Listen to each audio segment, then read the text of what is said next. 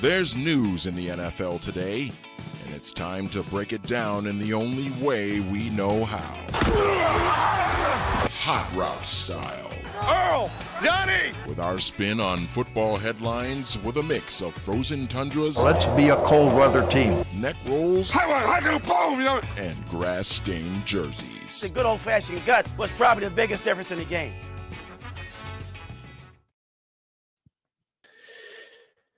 Welcome in, everybody, to the Hot Routes live show, joined, as always, by Matthew Coller, and I have taken the steering wheel back. I am the captain again after Matthew so graciously hosted the show for us last week. Matthew, a little bit of a change of scenery. He did assure me before we went live that he has not been kidnapped. He's just at his in-laws. But how's it going out in rainy LA, my friend?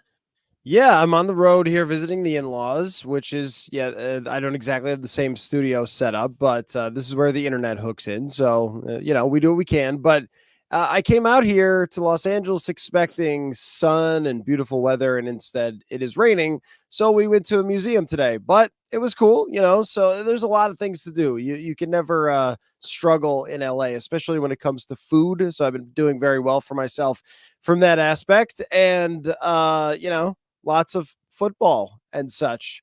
Bowl season has been great already. We had a McCown versus a Pennington in a bowl game last night, and I was like, wait, what year is it? What's going on? So it's great. And I have to tell you though, this last week of football, it really shook me, Marcus, because I started to think, do I know anything? Do we know anything about anyone in the NFL? Because last week we had this big discussion about, look, the Cowboys made it. They are there. They are in that contention. They are the best team outside of San Francisco, hands down.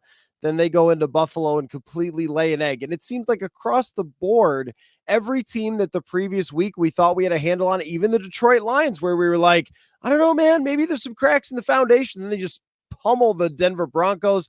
Like I felt a little bit like I can't pin down anybody in the league right now. Maybe that's what happens around this time every single year, but my head was completely spinning when this week was over.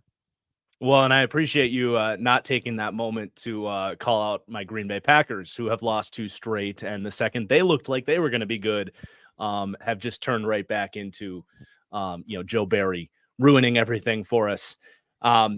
I did want to say you're out in LA. I'm assuming the Chargers have not called you yet about a head coach interview. I declined. I don't want that. I don't want that bad juju on me. I would rather just keep covering football and not have whatever curse happen to them. Man, it's just like I would imagine people do want to coach that team because, Justin Herbert and so forth. But you start to look at the roster, you start to look at the salary cap situation. And I also don't think Herbert is quite the quarterback that's just going to completely make you a genius. Mm-hmm. I don't know. Is that one of the better jobs to take? I'm not entirely convinced it is, despite how talented their quarterback is. Yeah, I got a mailbag question about how do you fix the whole Chargers gonna Charger thing? And I'm like, dude, I wish I had an answer for you. I wish anybody had an answer for you. That's just a brief sneak peek to one of our topics today. We're gonna do the MVP debate today. I wanted to take kind of an in-depth look at the whole, all the MVP candidates, who's got a case, who's got to do what to maybe win it, along with maybe discussing a little bit of Cam Newton's comments about system quarterbacks. So an at-large kind of quarterback debate, because as we know, the MVP award is a quarterback award most of all. And then we are going to get into the kind of coaching carousel, look at what positions are open now, who might be some good candidates for them, and then maybe a little bit more about what spots we expect to open up. And then we'll see how much time we have after that. We can maybe freelance some of the other awards, maybe answer some comments, maybe do a little week 16 preview. So that's the game plan today. Welcome in live, everybody. Thank you for joining us. Let's start there with the MVP debate. And we can really start anywhere here. You brought up Cam Newton's comments about did he say Dak was a system quarterback? Right, that was about Dak that he was saying. Yeah, that was what kind of sparked it, because if you say anyone with the Dallas Cowboys, then all of the shows, the morning shows and yell at each other shows will immediately pick that up. But he said that he was under the game manager category for Dak Prescott. And that's what kind of set everything off.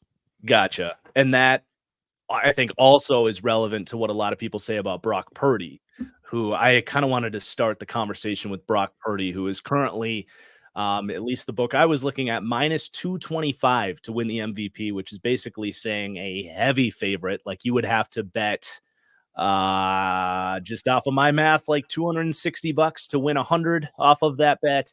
Meanwhile, the next one down is going to be Lamar Jackson at plus 450, which a $100 bet would pay 450. So for the people that don't fully understand the odds there, that's a little bit of how that kind of works. But yeah, Brock Purdy is a heavy favorite, and a lot of people have pushed back on this idea that Brock Purdy can be the most valuable player in the NFL. And I don't have any pushback. I really have been impressed by Brock Purdy. I mean, I pulled a bunch of stats just to kind of reinforce how great of a season he's having. His quarterback rating of 119 right now would be 5th all time. He's 5th in the NFL in big time throw percentage, which is a stat that I want to spend some time talking about today because of those comments about being a game manager. I think PFF does a really good job with the big time throw metric. Yes, there's some subjectivity to it, but this is something that they have a very good model for to determine what throws are above and beyond, above expectation, and what throws are you bringing, great throws, great quarterbacking plays to the table. Brock Purdy is 5th in the NFL in the percentage of his throws that are deemed big-time throws. Also, taking care of the football. His turnover-worthy play percentage on the season is a little bit higher. He's more, I think he's like 20th in the league. Yet the last 6 weeks where he's really come on, he has just 2 total turnover-worthy plays in the last 6 games. He has really clicked inside that system, and especially considering, he's now entering basically year 2 for him because he had started the second half of last season. Now the second half of this season is really year 2 for him. So really starting to protect the football better. He has 9.9 yards per attempt. That's insane. The next one down is 8.7, which is just a crazy gap there. There's more to reinforce that he's not just, being a game manager and just throwing screens all day. He's 11th in the NFL in average depth of target. He has 28 completions that traveled 20-plus air yards. I think just Dak Prescott has more. By the way, Lamar Jackson has 16, almost half of what Brock Purdy has. So he really is up there in terms of he's not just throwing screens, collecting a bunch of, run after catch. He's really playing great quarterback within the structure of that system. And then you get into all of the great stuff he's doing with his feet and adding plays when it's not the team, making things easy on him. He has every single week made big plays on third down to keep drives alive and down in the red zone, converting drives into touchdowns. He's just really playing some of the best quarterback in the league this year. And if you just give me a couple more minutes here, I wanted to compare him to Matt Ryan when Matt Ryan won his MVP, because Matt Ryan was under Kyle Shanahan in Atlanta, had Julio Jones, and no one really had any complaints when Matt Ryan won the MVP. Maybe because Matt Ryan was a first-round draft pick, right? But people think Brock Purdy, 7th-round pick, he can't be doing much here at all. Well, just before we even talk about the stats, I look at Matt Ryan, the way Brock Purdy's playing right now, I see fairly similar level quarterbacks. I think Matt Ryan didn't have a rocket arm. He was probably a more accurate overall player than Brock Purdy.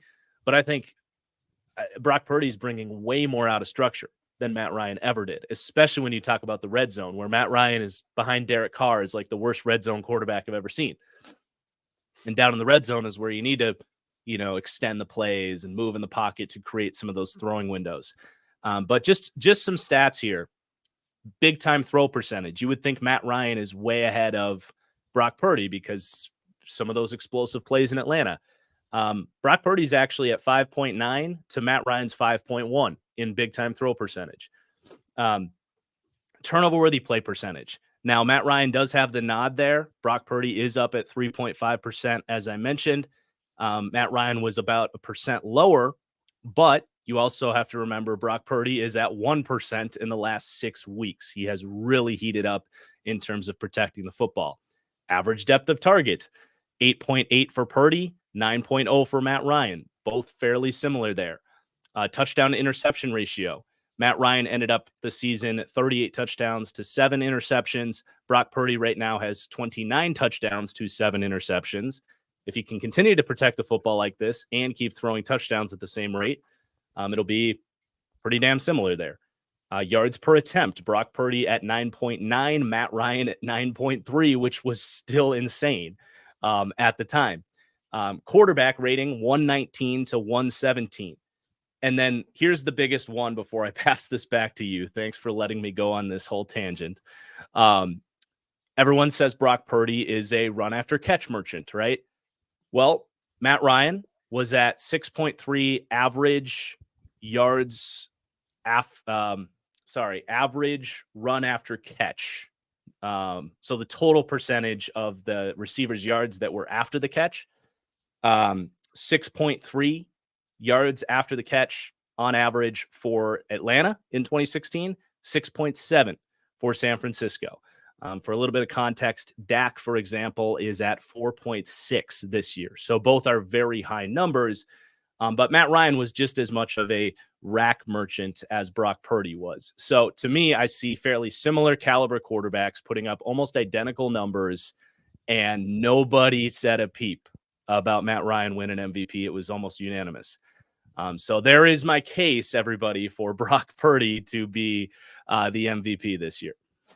Yeah, I was very curious because we didn't talk about it, what approach you were going to take. And I know that you're a big analytics guy, so I'm not surprised that you looked at all the numbers across the board, and Brock Purdy is having the runaway best quarterback season in the NFL, and it really isn't all that close by his production numbers. And I guess what I want to talk about then, since I don't have to make the same case that you just did, is why people have a problem with this. Like, why okay, Brock Purdy himself should say it's one of his teammates. Of course he should. But every MVP had a good coach. Every MVP had good players around them. I don't remember well enough when I was 13 years old how people talked about Kurt Warner coming from bagging groceries to winning MVP. I know that Marshall Faulk was a big deal. Torrey Holt was a big deal. Isaac Bruce was a big deal. Azazir Hakim, like, they had an amazing team. Let's not forget Orlando Pace, the best left tackle in football at the time. I don't know any MVP whose team was garbage and they were just like winning it by themselves. I think we see what an MVP looks like when his receivers are garbage, which is the Kansas City Chiefs. Usually you can't win that way because they drop too many passes into the other team's hands. So you need players to make plays around you. But when you look at anything underlying, it doesn't look to me like he's just being propped up by throwing a bunch of screens and having his guys run for touchdowns. I mean, you brought up the deep passing. His deep passing grade by PFF is a 98.7. I didn't even know you could get to 98.7. I mean, I'm just pulling this up to further some of your stats here.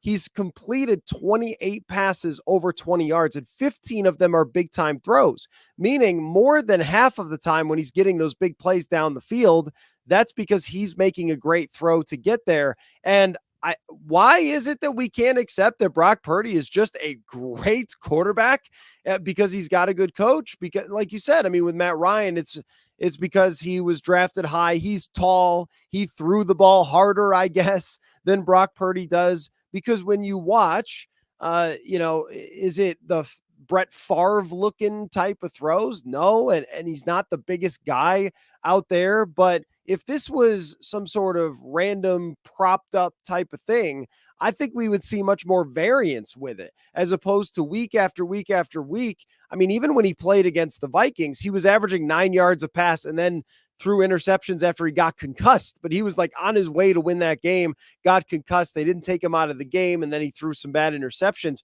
But aside from that, I mean, Brock Purdy has taken an offense that under Jimmy Garoppolo was really, really good and has taken it to another level of being explosive deep down the field.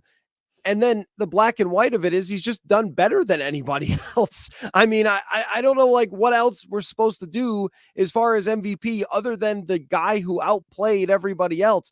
I don't think the MVP debate should have anything to do with whether you believe if you took this guy off the team. Well, Joe Montana's screwed then. His career doesn't count. If if you take Debo and Trent Williams, I guess we're taking Roger Craig and the greatest receiver of all time, Jerry Rice, away from Joe Montana. This never works this way with anybody. Hey, that Marvin Harrison made a lot of great catches for Peyton Manning. Take away his MVP. He had a receiver made a great catch. Take away his MVP. It doesn't work that way. And it can't be one guy on his team like Christian McCaffrey, who I was epically wrong about, by the way. Like when they made that trade, I was like, what? Why would you do that? You make heroes into all sorts of running backs, and he's been incredible. But it's all those cogs. Like they're all worth whatever percentage of making Brock Purdy what it is. And, if you want to look at it as it's a San Francisco 49ers offense award, okay, fine. But that's not how we ever do anything. And Kurt Warner and Matt Ryan are really good examples of this. Hey, I mean, Carson Wentz was on his way before he got hurt in 2017 to an MVP campaign, but then Nick Foles was able to step in and win the Super Bowl. So yeah, like, was it the supporting cast? A lot of it certainly was, but who's the most valuable person, the hardest to replace? It's going to be the quarterback position, right? So I don't see any reason why we shouldn't give it to him. Why any other player with similar production, if they had more of a background, I think what it is, one, it makes for a debate topic. So, it's very easy. He's propped up by his team. No, he's not. Like it's very easy for a debate topic. But I also think that there were a lot of people that came into this year saying Brock Purdy, it was a flash in the pan. No way he comes out and does it again. I draft scouted him. Not a chance. And they were wrong. But you know what? I had that skepticism too. It was only a couple games. And there was reason. It's okay to be skeptical and then have the guy, have it turn out that your skepticism was wrong and just admit that and say this dude belongs as the MVP. And I also, just to add on to this, I like that in recent years we've treated the offensive player of the year as a separate player award and not just another quarterback or the same player. So that's where Tyreek Hill belongs, in my opinion, or Christian McCaffrey is the offensive player of the year. So they deserve a type of award as well. Yeah, totally agree. And, a lot of people are saying, oh, but the Niners offense was great with Jimmy G. And even before that, they had like CJ Beathard and these guys. It was not the same. It was not the same. You mentioned it. With Brock Purdy for weeks, we've been waiting to see the drop off. And that was even Jimmy G, who sure might be a little bit worse now than he once was, but Jimmy G was a good quarterback. Even him, every couple of weeks, there was a back-breaking throw to a linebacker or airmailing one of these deep passes that we're talking about, or taking a strip sack fumble, or just look at the Super Bowl, right? Like when they lost, he misses that deep pass that would have won the game. And their offense was not putting up the numbers that they're putting up now, even with Jimmy G. And then if you look at like Beathard and Mullins, like the week to week inconsistency was even more crazy. So those comparisons, they're silly to me because things are just on a different level. Like, yeah, the offense was good, but it wasn't great where they're just world beating teams every single week. Those Niners teams put up stinkers every few weeks. They just did. So that to me is a big difference here that needs to be pointed out. I do want to talk about some of the other candidates though, because I don't know that it's necessarily a complete lock that Brock Purdy wins it, especially when this Monday we have him going against the number 2 MVP odds runner right now, Lamar Jackson. I do think it's going to have to take, Purdy having a bad game and Lamar having a great game and then winning that game if this is going to get into a conversation. But I do think that's possible.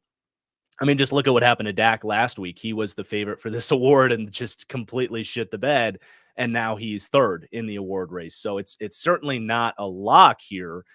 Here's the thing with Lamar for me. I think if you want to do the debatey thing and say, well, who means more to their team?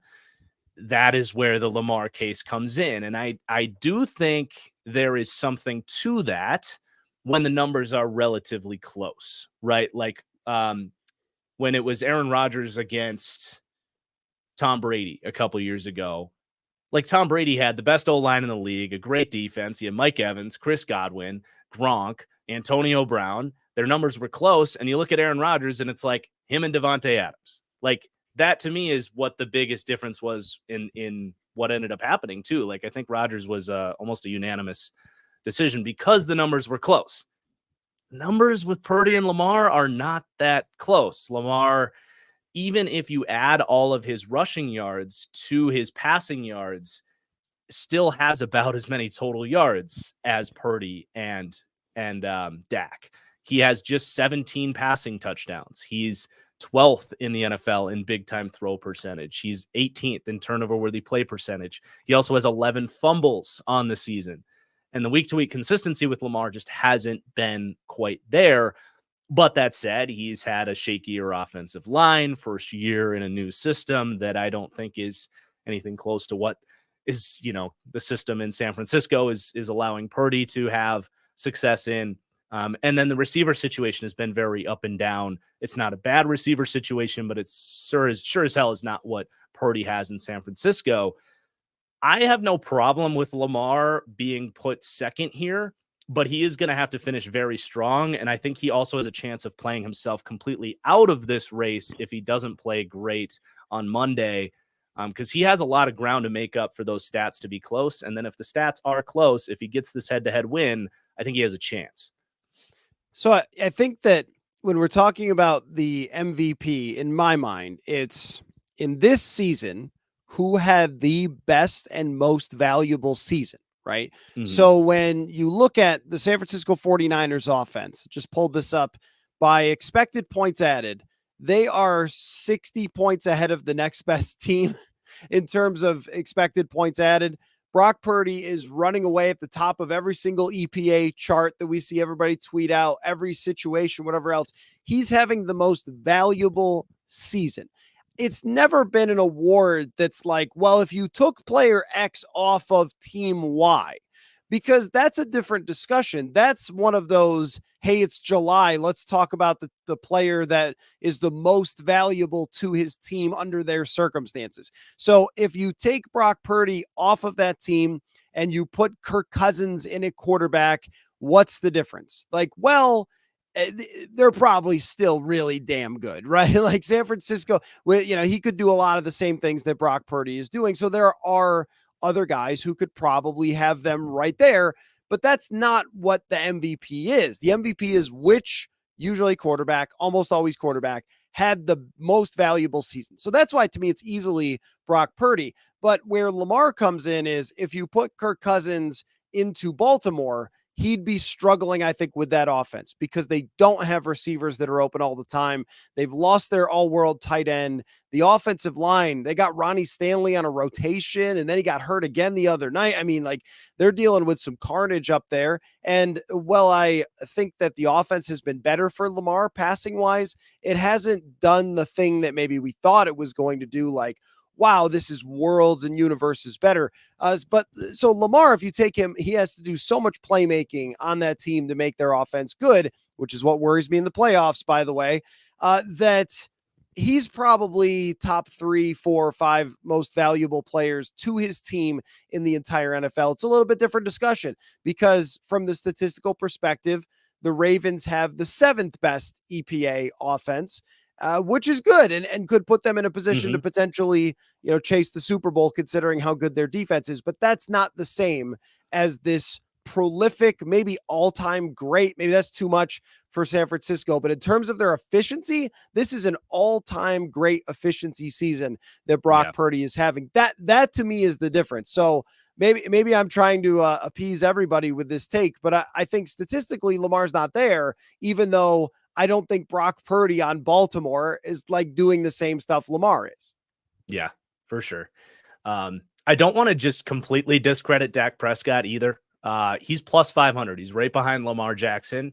His numbers are still up there. He's basically, if you want to sort through all the different stuff, whether it's raw numbers, yards, touchdowns to interceptions, all that stuff, or some of the metrics, he's not too far behind Brock Purdy, and he is the only other quarterback, I believe, that has more yards of 20-plus yards than Purdy. So I think he has a strong case, but I do think it would take both Purdy and Lamar to fall off here and for Dak to finish strong. This is a recency bias week. He's coming off by far his worst game of the season. And that was hideous against Buffalo. 4 turnover-worthy plays, just a disaster class that the Dak Prescott haters were probably sitting there waiting for.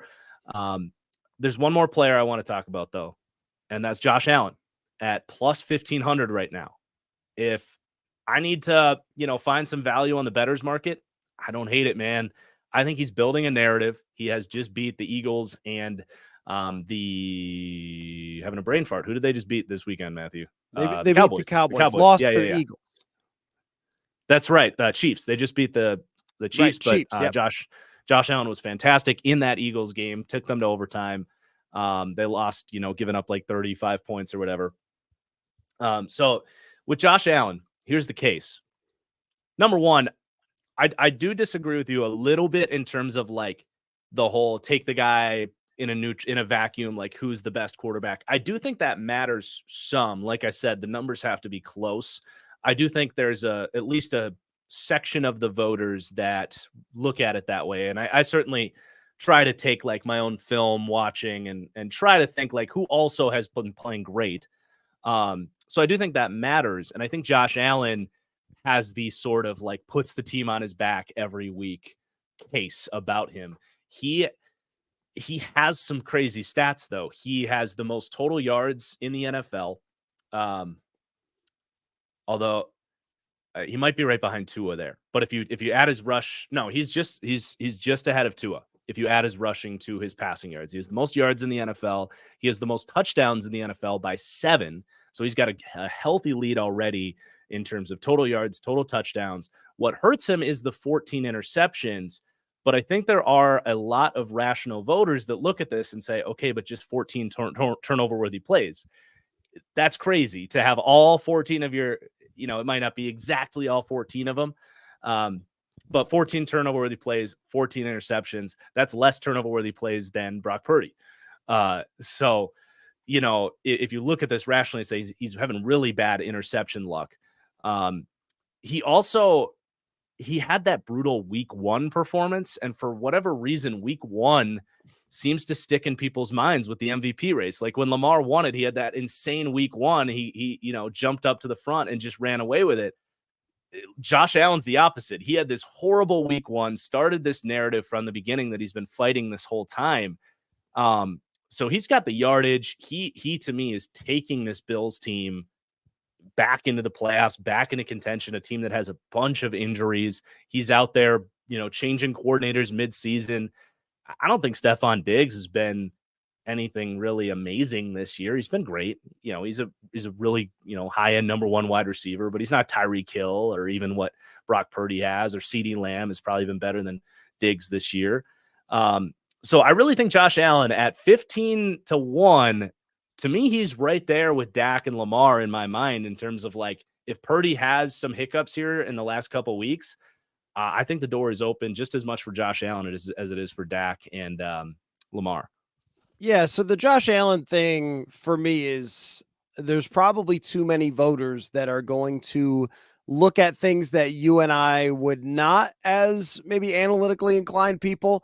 The interceptions, a lot of those have been deep balls where he's just throwing it up and somebody else catches it or whatever. Or like you said, like the turnover worthy plays are not that bad, and yet the interceptions are high. So the turnover luck there kind of swinging a little bit against him. And also he didn't, kick a 59-yard field goal against himself or whatever. That wasn't his fault that the Eagles made a 59-yard field goal in the rain, or that a punt return went for touchdown in that Jets game or whatever. They've lost some very strange one-score games that, again, we could look at as being kind of noisy. He's also the number one graded PFF quarterback, which absolutely matters in my mind, is having his best by that metric, his best season, and is playing like an MVP. But if you are 8-6 going down the stretch, they're probably not going to give it to a 6 or 7 loss quarterback, even though that's not really fair to the way he played. Although he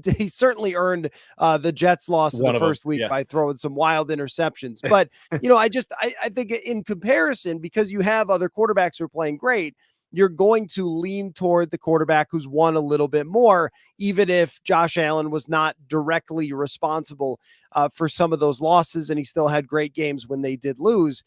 I also think along these same lines that if you're the team that's sitting in the 2 seed and the Bills end up in the 7, you're like, come on, because that team might be the best in the AFC, and they've just had some bad luck down the stretch, and that's the scariest quarterback maybe in the entire AFC to play in the playoffs. So I think that there is a argument for people like you and me to make a deep case that Josh Allen would be deserving. And my point about the supporting cast and stuff, if we're talking about a tie and I have to decide, I would go with the worst supporting cast and similar production. And that's where Josh Allen, it has not been a special supporting cast this year, and he's had to do pretty much everything all the time. So can you make that argument based on that? I think you can. I don't think it's realistic that he can win it, but I think it's an argument that you can make if you're us, sort of going into this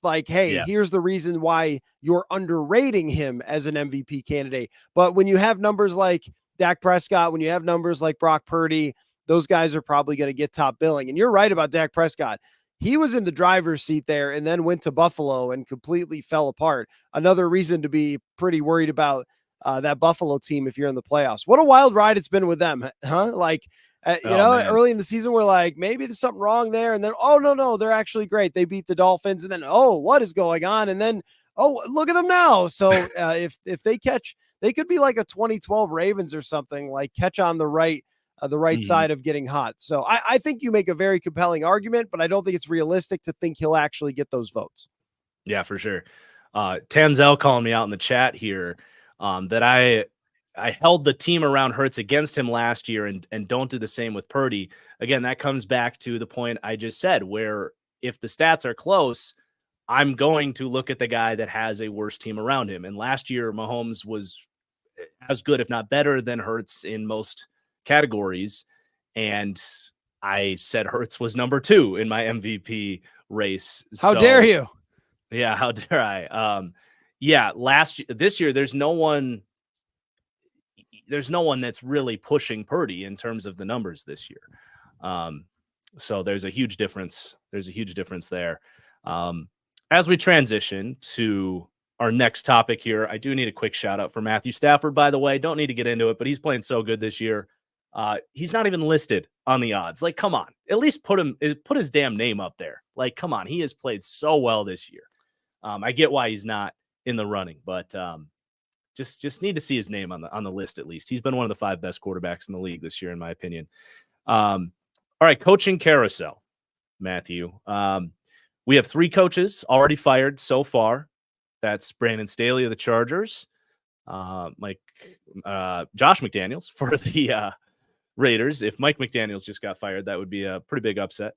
And Frank Reich for the Carolina Panthers. So I wanted to start talking about them and kind of how attractive those positions are. And then did you write down some names that you might see going to these teams? Yeah, I've got a couple names, but one of them I'm trying to find a place to fit. Maybe you can help me with. And that is Brian Flores. Because a lot of the teams that are moving on from coaches are moving on from people like Ron Rivera, a defensive minded coach, kind of thought of as old school and, rough and tumble. Bill Belichick, defensive minded coach, Brandon Staley, defensive minded coach. And so often you see that things swing the other way, where it's like, okay, we've got an offensive coach, we better go get, or we've got a defensive coach, we better go get an offensive coach. And I just don't really know what to do with Brian Flores here, because he has earned himself back into this conversation. He's been a successful head coach before with winning records.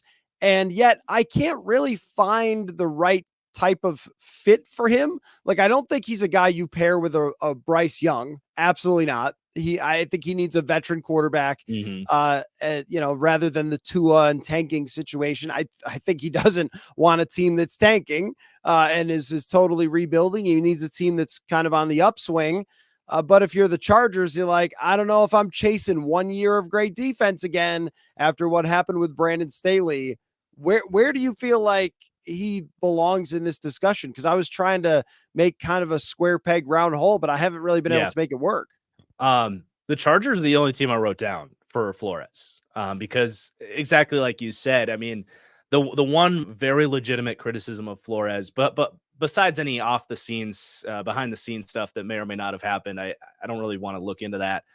I don't know how much I think about that, but he clearly could not get the right people in charge of the offense, whether it was the coordinator or working with Tua or showing confidence in Tua or whatever it was. The before and after is undeniable in terms of when he left and when he was there. When you look at the Chargers, they already have an offensive coordinator in place. They have the quarterback in place. They have the playmakers and a great offensive line in place. They can literally just drop Flores into the situation, almost the inverse of Minnesota, where the offense was in place and he was the defensive coordinator. Now he can just be the head coach instead and be the defensive head coach, basically like he is in Minnesota. And let Zach, I always try to say Zach Taylor instead of Kellen Moore. I don't know why my brain confuses those guys, but you let Kellen Moore thrive as basically the offensive head coach, and he gets a chance as well to kind of show what his leadership can bring to the table with a larger role. Because I know Brandon Staley kind of has his paws, or had his paws on the offense a little bit as a former quarterback too. So to me, I do look at that as a very good fit for Brian Flores. Other than there, I don't really see it, because there aren't a lot of openings coming here where you're going to have the offensive situation in place. To me, this is the most attractive Ben Johnson destination. We joked about it at the top of the show, and I think there is absolutely something to the idea that the Chargers are always going to Charger. And I'd be a little bit afraid of, being the next Chargers coach in line to fail expectations there. But if you're Ben Johnson and you're waiting on the right opportunity where you have an offensive line, a quarterback, weapons, which I think he was in part doing last year, because he could have been a head coach last year easily. But I think in terms of the run schemes and having a varied offensive line and all the stuff that they do so well, paired with, in my opinion, a dynamic weapon in Quentin Johnston that just, you need to get him to remember how to catch the football. But, think of all the stuff they do with Jahmyr Gibbs and Amon-Ra St. Brown. They could do a lot of that stuff with Quentin Johnston and really tap into his run after catch ability. I think it'd be a really nice fit. You get your young offensive minded head coach. I think Ben Johnson is the find of the offseason for whoever gets him.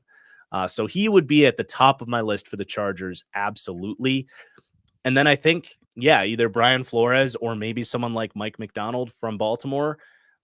I think those are probably the two best next, just if you're just ranking best candidates, I think those are probably them. So if you can attract them to the Chargers, you do that. And normally I would be hire an offensive coach type of guy, but I think with Kellen Moore being there, it does kind of change your options a little bit. Well, see, I think it's easy. You hire Joe Barry, you're good to go. No, I'm just kidding. You know what, though? Going through the list of offensive coordinators currently in the league, one thing that was a little bit tough is that some of them are in places where the head coach is really the guy who's driving it. And I'll give you a good example would be Miami. So Yeah, if Frank you Smith. asked 100 people who Miami's offensive coordinator is, how many know? Do you know who Miami's offensive coordinator is? Not until this week when his name has kind of gotten into the mix here, but I had quickly forgotten that Frank Smith was the offensive coordinator. Frank Smith sounds made up. I mean, it sounds like it's a guy like when you log into Madden at first, it's Your like auto-generated name. Yeah. Yes, right. So that's a guy where you're like, well, now wait, when you look at the tree and how those coaches have done, people like LaFleur, people like, coming off the McVay and Shanahan trees, both of them, Kevin O'Connell falls into this as well. They're done pretty well. I mean, even Bobby Slowick coming from that same system, going to work with CJ Stroud. So Frank Smith, to me, though, I wouldn't recognize him if he was standing right next to me, I feel like belongs in this discussion because that style of offense and that also there's more to it than just the style of offense. I think there's also just a way of thinking. It's like always pushing the needle, always being more creative, always looking for player skills. How can we maximize fast players doing fast things, getting them in space? I think that philosophy just works.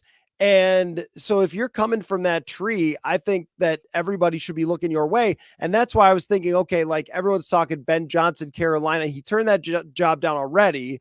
He probably did the right thing and should have, because he'd be fired right now. I think anybody gets fired this year who was coaching them. Their ownership situation is very scary. But if you are Frank Smith or Bobby Slowick, two coordinators that maybe don't have as much experience, but have had these great offenses, would you put them into a head coaching position? Though they're not quite maybe ready for that, but that's what you really need. If you are someone like Carolina, is look, you don't need just a whole head coach at this point. You need like a quarterback guy. You need an offensive guy. You could figure out the other side of that ball with a good old school defensive coordinator or something. But everything is about making Bryce Young work. And if that's the case, I would be looking at Bobby Slowick or Frank Smith, even though I don't believe that they're like on the cusp, nor under normal circumstances. Well, it is always scary, but for the most part, those guys have worked out. I mean, LaFleur, Zach Taylor, O'Connell, McDaniels, like that's really what the league is looking at. So they're going to look at that tree. They're looking at guys that, they haven't called plays yet, but like you said, they've been in that philosophy. Those were two of the top names I had on my list for Carolina. Frank Smith was number one for me. Goes from one former Alabama quarterback to another. Not that really matters, but that Miami system has also, and just this system in general, has done a really good job of kind of scheming up pass protection. And that's one of the biggest things broken in Carolina right now is they can't snap the ball and give Bryce Young more than 2 seconds to read the defense. And that system alone is going to help them. So I had Frank Smith at the top of my list for Carolina. Bobby Slowick is very green, but so was Sean McVay, right? He's done an incredible job in Houston, in my opinion. And how amazing would that be for the people still trying to compare Bryce Young and CJ Stroud, as if Slowick leaves Stroud and goes to coach Bryce Young? What if Bryce Young outplays Stroud next year? That'd be pretty fascinating. Dave Canales was another guy that runs a similar, he's loosely in the Shanahan tree, doing a pretty good job in Tampa. Those three names, I think, would be where you're going with Carolina. You can't just be scared off by the job Frank Reich did. You have to go offensive coach. I don't think there's any other option. Not to mention you have a Ejiro Evero in place in Carolina. That's a huge priority for me, is just keep Evero, re-sign as many guys that you think are necessary. Don't really touch the defense. They're just fine there. You can wait a year to fill out the depth on defense. But yeah, I think those are your three names for Carolina. What about the Raiders, though? Can I throw another one at you that I think would make the chat go crazy, and also anyone in Seattle go crazy? But I think history has actually played out well for this gentleman, and that is Brian Schottenheimer. I mean, he is working closely with Mike McCarthy there. He worked with Seattle in very successful offenses before, and everybody wanted to let Russ cook. They blame Brian Schottenheimer and so forth. And I get that, even though I think maybe history says running and play action deep shots for Russell was actually the right idea. But he was pounded into the ground by some people, particularly on the analytics side, so hard by Seattle people that I feel like it went over the top in the same way that Mike McCarthy criticisms went over the top in Green Bay. Like, okay, I get it. And I'm not saying that it's all completely wrong. It's just, I think that Schottenheimer has been around for a very long time, and he's worked for great coaches with elite offenses, and everyone thinks he's a dumbass. Like, I don't know. That's just like McCarthy, where it's like all the guy does is have 12 wins a season with a great quarterback who's in the MVP running over and over again. Everyone thinks he's a buffoon. It's like, I don't know. And it's very hard to say who can run a whole organization, but Schottenheimer has been around some really great organizations.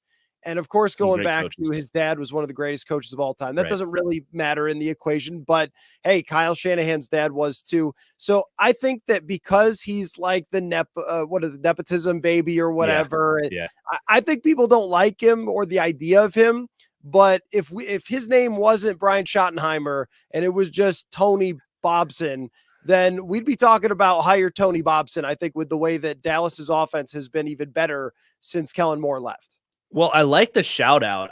That feels like one step too big. But I do like that for like maybe Chicago or Pittsburgh or New England or one of these teams that's like looking for a new offensive coordinator, maybe to go. Cause he's not even Mike McCarthy, I think, is calling the plays in Dallas.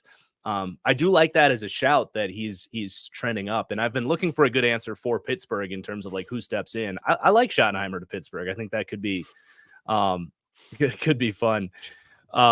We got to talk about the Raiders a little bit, though. Are you of the same opinion as me? As like you just bring Pierce back, you bring O'Connell back, and you basically do what Houston did, where we kind of know this guy isn't the long-term answer, but who the hell wants this job? We don't have a quarterback. Let's just give this thing another year to breathe. I think you hire Tony Bobson, you never look back. No, I think that you're completely correct here, because now, is Mark Davis going to be okay with being patient? The funny thing is that the Houston Texans, seemingly having no idea what they were doing, were like no idea what they're doing, like a fox. They just were bad, and they hired coaches that were unserious all the way to the bottom until they got CJ Stroud. And I just, like it's weird to praise. Gosh, Houston, you did a great job at being horrendous. Well done. But the Raiders, I think when you move a team from Oakland to Las Vegas and you're sitting there as Mark Davis watching your WNBA team win championships, and on the NFL side, you have the entire stadium filled with the other team's fans, you're probably highly motivated to change that. The reality is you can't change that. Not tomorrow. Not by going out and hiring, whatever you want to be the next great coach, because that guy would be hired to be fired. And Antonio Pierce seems to have the team behind him. I don't know that he's like a great head coach or whatever. It's hard. It's just hard to know with an interim.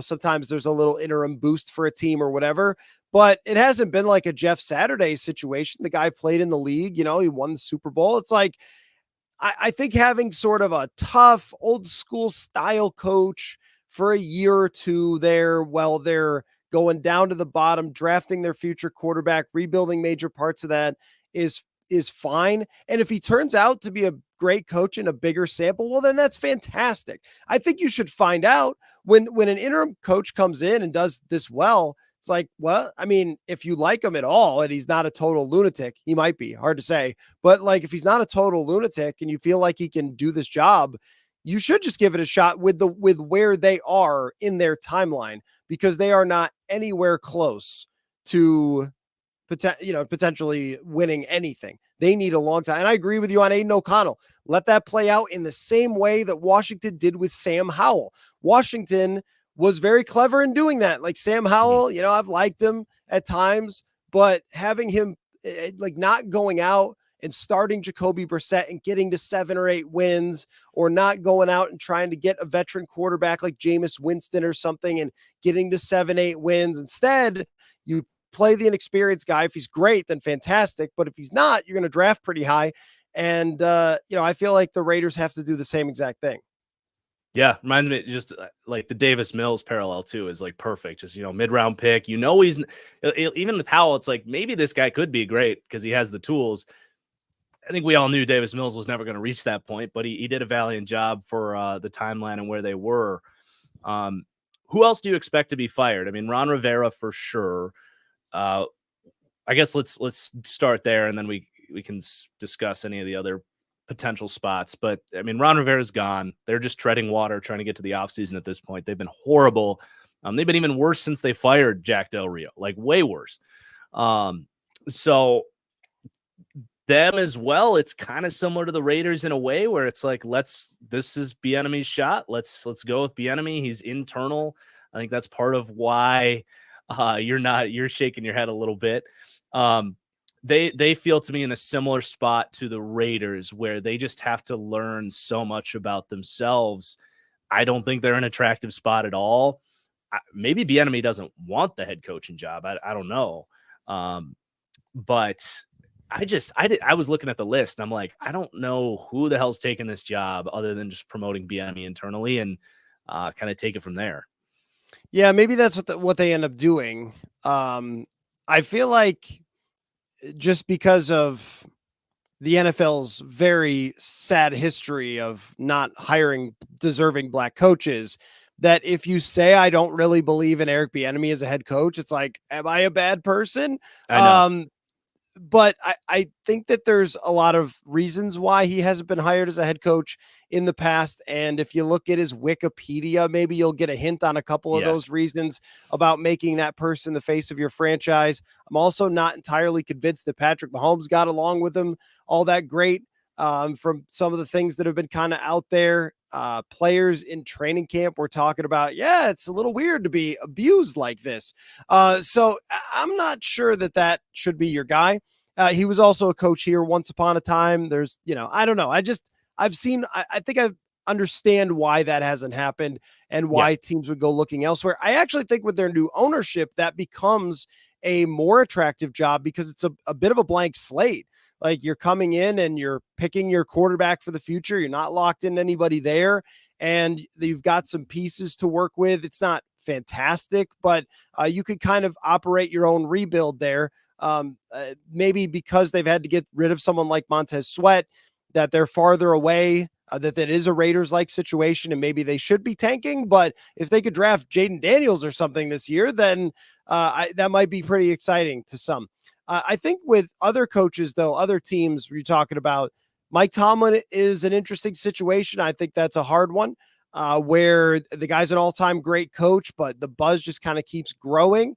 Also, he's got Kenny Pickett and Mitch Trubisky, and I don't know what was supposed to happen there. Yeah. Arthur Smith is another one where would their ownership kind of react because this was supposed to be a year that they were supposed to win? Also, whose idea was it to stick with Desmond Ridder? You're the person who's fired. If you had expectations to win this year and you said Desmond Ridder is fine, then you're the person who's fired. Yeah. So if that was Arthur Smith, then you're fired, because that just means you missed the mark by so much. If Jacoby Brissett is the quarterback of that team, they're in the playoffs right now. I mean, if Baker Mayfield is the quarterback of that team, they're in the playoffs right now. So Arthur Smith, I think that's been a real mess with him. I think he's in over his head as a head coach. You should probably just pull the chute right now because it's clear that he can't really do that job. So those are two that are very interesting, because if you're another coach looking for a job and you could maybe be in Atlanta, potentially trade for Justin Fields or sign Kirk Cousins and put him with all these weapons, that becomes very interesting because they've rebuilt that defense and they have the best kicker in the world. So, I mean, like, but really, like, you put in a decent quarterback there, and then all of a sudden, I mean, you might have a real contending team. Yeah, I'm really fascinated to see what they end up deciding there. I've always been a little bit behind on the Arthur Smith hate because I do still think he knows what he's doing in terms of designing plays and being an offensive mind. But I agree, like the head coaching element does seem to be he's in over his head. I don't want to change the system there. Whatever you do, I want it to stay that wide zone, play action, Shanahan style system. So if you are able to attract a Bobby Slowick or a Mike Smith, right? Frank Smith, that's going to be a tough one to remember. Or maybe you poach Canales from Tampa Bay, or it's Bobby Slowick. If you make a decision that this guy is a much better like future leader of our organization, I like that. What I wouldn't like is if they bring in a defensive coach and they try to shake up the offense, because I feel like they're right on the cusp of something great offensively. And I still kind of think Arthur Smith could accomplish that with a Kirk Cousins or something like that. But I totally get, for all the reasons you said, if they want to fire him too. So I'm very fascinated to see where that goes. My gut tells me Bill Belichick's going to be back next year. What do you think about that? Really going to be back? I'm thinking that old Bobby Kraft is going to understand the moment here. The moment is that you could draft quarterback in the top 5. And whether that's Drake May, Jaden Daniels, whatever. Because I look at it right now as 3 quarterbacks are going in the top 5 to 7, and we know who they are. So you can get one of them. Do you want William Belichick to be the one who starts coaching that guy? My answer is F no. Yeah. I would want anyone else to coach that guy. I mean, what's happened with Mac Jones is pretty gross. And I also don't want any other days of Belichick running a roster. I mean, this is not to take away from anything he's done in the past. Okay, brilliant, all-time Hall of Famer. If people want to call him the GOAT, you can. That's fine. But as of right now, the way that he has attempted to rebuild this roster post-Brady is gross and terrible. And the way that Mac Jones has been handled, he goes from like an exciting young quarterback in his first year to let's bring in Matt Patricia. Matt Patricia. That was horrible. I mean, and then like, oh, well, Brady could make bad receivers good. So I'll just ask Mac Jones to do the same. What? Like you could have signed DeAndre Hopkins and instead you're like, nah, who needs that? So they just set this guy up to fail. I don't want him doing it to another quarterback. I think that they will move on. What is the argument to keep him? Yeah, I mean, that's very well said. You may have even just convinced me. I think. Well, you said you didn't think they would. Like, I think it's obvious that they should, but like, do you think that they will keep him though? I do think they might look at the injuries on the defensive side of the ball as a little bit of an excuse, and I think it's a legitimate excuse. You lost Matthew Judon in their entire secondary. I think that's a very legitimate reason for what was a year before a really exciting defense that I actually think Belichick had shown a lot of innovation for, that he still has the kind of defensive prowess. They've been really shuffling the deck with the roster this year, and they still have been a pretty good defense. So I still think he has it in terms of being one of the brilliant defensive minds. I think your points about the roster management and him having too much power are definitely the reasons why you would fire him. The biggest question for me is, are you attracting one of the better offensive candidates? Does Ben Johnson want to come there? If so, yeah, Belichick, get the fuck out of here. Like we're moving on there. Am I firing Bill Belichick to hire Frank Smith? I don't know that I'm doing that. And I'm not firing Bill Belichick to bring in another defensive mind either, because I don't think that's going anywhere. So that's my hold up there, is what's the alternative? And if you can tell me that Ben Johnson's like it, if you tamper a little bit and Ben Johnson's like, yeah, you fire Bill Belichick, I'll take the Patriots job and we'll take a quarterback and we'll go from there, then yes, absolutely. But I don't know that that's realistic, that one of those top guys wants that job. So that's kind of why I'm a little bit hesitant on if Bill Belichick's gone. Yeah, fair enough. I think that job should be viewed as attractive because they do have more defensive talent than it appears. And if you're an offensive guy, you get to kind of build it the way you want to build it with a young quarterback. But you don't have any receivers to work with. You don't have offensive line to work with. Ramondre Stevenson, yeah, like you really don't have much there. So yeah, but I think Robert Kraft, though, and his ownership and just the franchise in general being still one of the more stable situations might make that attractive. Plus, I mean, you get a lot of power, like certainly, but I don't think that these days a head coach running the whole roster is really like something that should be happening. So yeah, it is an interesting spot, but I think it's a little more attractive than, because the ownership situation than you might think. Yeah, absolutely. That's a great point. All right, we scheduled this thing perfectly. We are 3 seconds away from hitting the 60 second mark, or the 60-minute mark. And that's going to do it for today's show. Anything else you want to say, Matthew, before we head out for the holidays? No show next week, everybody. I'm not a hard worker like Matthew, who's going to record in his parents' basement in LA or whatever it is. I am going to take next week off. But anything else before we head out here? One of us is willing to grind, the other one isn't. That's fine. I think the viewers needed to know. No, I was out here still, doing my show like this as well. So I brought my whole rig and everything.